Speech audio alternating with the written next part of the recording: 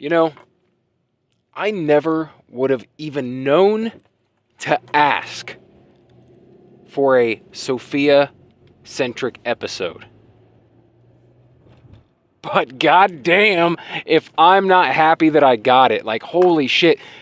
Props to these creators for anticipating what I needed, because this is what I need. I didn't know I needed it.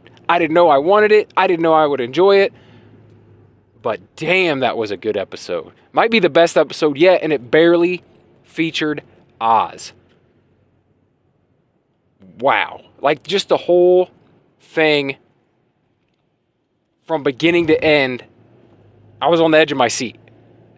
Amazing, amazing. Let's get into it.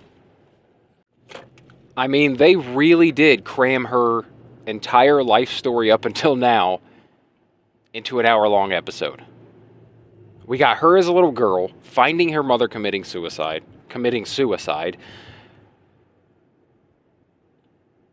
and the trauma that brings, and then not really questioning it until she's much older, and these other women who are in close proximity to her father, these prostitutes that work at the 44 Below, start winding up dead in the very same manner as her mom. Like 11 girls or something, like 9 girls, something like that. All strangled and then made it to look like they hung themselves. Holy shit. Just imagine having that revelation about your father, right?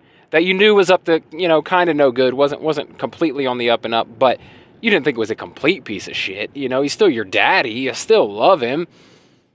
And then to realize that not only did he maybe murder all these prostitutes, probably did, but also very well might have murdered your mother. Exact same MO. Holy shit. So that trauma in itself would have been enough to fuck her up royally. But then you throw on top of that when she starts to discover it, starts to figure it out, her dad has her framed for those very murders and locked away in Arkham Asylum. And that's not it. That's not all. That's not the only trauma. On top of that, she's tortured daily at Arkham Asylum. Watching her go mad, her slow descent into madness over the course of 10 years, actually from childhood, so over the course of like 20-something years, was one of the best things I've watched on television, period. This is definitely the best thing on TV this year, maybe in recent years.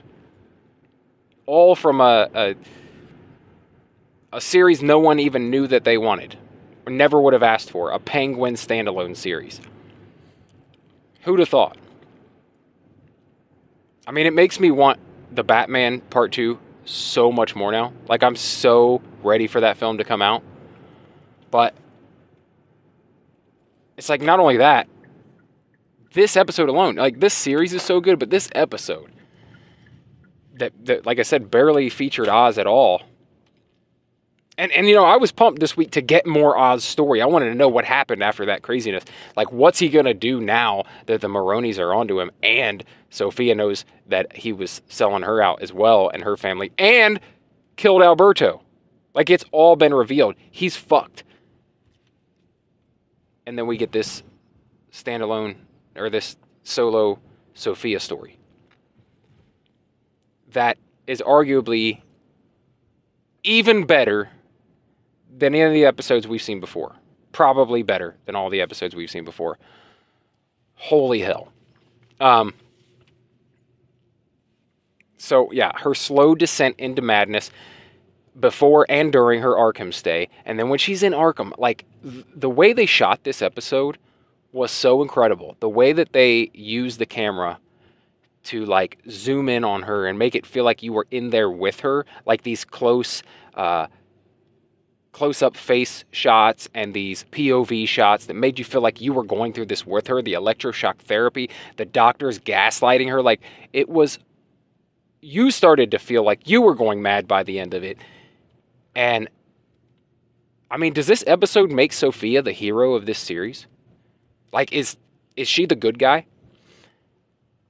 with the way the episode ended, which, wow, that I did not see that coming. I didn't know what she was going to do when she made that speech at the dinner table.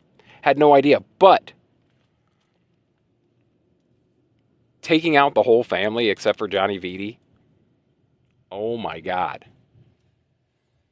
Like, that was, I guess she, turned on the gas and left. She saved the little girl. See, if she would have killed the little girl, which I was iffy. When she took the little girl outside, took her aside, I'm like, what is she doing? What is she about to do to this kid? Thank God she didn't do anything to the kid. But it sets her up as like the hero of this series, the actual only person to root for in this series. Because we're not rooting for Oz, right? I mean, you kind of are, like a Tony Soprano thing, like I said in previous reviews. Like, you're like with him, but you're not really for him. You're watching it play out, but you don't really want him to succeed. Sophia, on the other hand, like, you want everyone else to get their comeuppance. You want Sophia to be triumphant. You want Sophia to kick ass and take names and kill everybody. And you would think she's justified in it. Especially after this episode, she would be completely justified in it. Anyway, she turns on the gas. She takes the girl out to the greenhouse, turns on the gas, opens one window in the whole house, which I was like, what is she doing? And then you get it at the very end. All the rest of the house fills up with natural gas, kills everyone in their sleep. They don't even know. It's the silent but deadly killer. They all die in place, in their beds, on the floor, at the dinner table, wherever they're at. And then one person is left alive. The person who's sleeping in the bedroom of the window that she strategically left open so that the gas would not fill up in that room. And that's Vitti. So she has some use for Vitti. And I love it. She wakes him up with a gun in her hand. She's like, let's talk.